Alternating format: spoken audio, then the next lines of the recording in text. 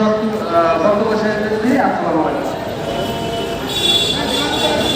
আমরা আজকের এইখান থেকে, এই সমাবেশ থেকে, এই বিক্ষোভ মিছিলের পরবর্তী সময়ে বলে দিতে চাই ওই উপদেষ্টা মন্ডলীদেরকে, আমরা আমাদের আর একজন ভাইকে হারাতে চাই না, আমরা আর একজন শহীদ চাই না, আমরা এই বাংলার জমিনে আর এক ফোঁটা রক্ত চাই না। যদি আর একজন জুলাই যোদ্ধার মুখে গুলি চলে, তাহলে এই উপদেষ্টাদেরকে ফাঁসির কাছে চলে যাওয়ার মঞ্চে আমরা চড়াবো। আমরা আমাদের আদালতে এই নিজেদের মুখে রক্ত দিয়ে যাদেরকে উপদেষ্টা বানিয়েছি তাদের বিচার আমরাই করব। এ পর্যায়ে আমাদের মাঝে বক্তব্য রাখবেন আমাদের হাসান মিয়াজি ভাই।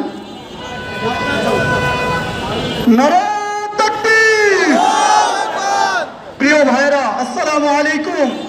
আপনারা জানেন আধিপত্য মুক্ত ইনসাফের বাংলাদেশ বিনির্মাণের জন্য বাংলাদেশের একমাত্র অবৈধ সৈনিক ছিলেন আমাদের হাদি ভাই। উনি কোনো দলের ছিলেন না, উনি কোনো গোষ্ঠীর ছিলেন না, উনি ছিলেন পুরো বাংলাদেশের স্বপ্ন।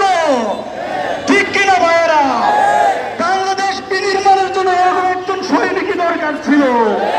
ভারত বুঝেছে যে এইরকম সৈনিক যদি দাঁড়িয়ে যায় আমরা বাংলাদেশে আধিপত্য কায়েম করতে পারবো না।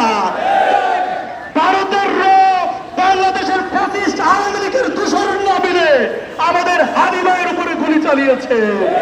আমরা জানি ডিজিটাল গোয়েন্দা সংস্থা আর অন্যান্য যারা সংস্থা আছে তারা কি হাতে চুরি করেছে?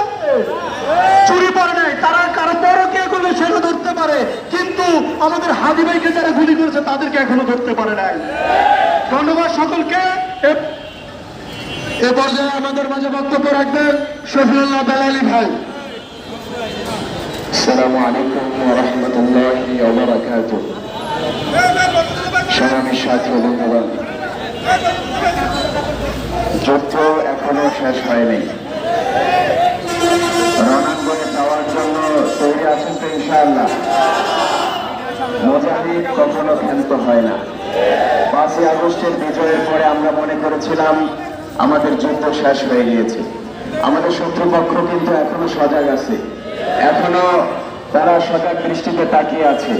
আমাদের জাগ্রত থাকতে হবে। আমরা যুদ্ধ শেষে অস্ত্র জমা দিয়েছি, কিন্তু ট্রেনিং জমা দেই নাই। আমরা আমাদের জীবনের সর্বস্ব দিয়ে হলেও আমাদের এই লাল সবুজের এই পুণ্য ভূমিকে হেফাজত করব। কথা বলেন ঠিক না? 57,000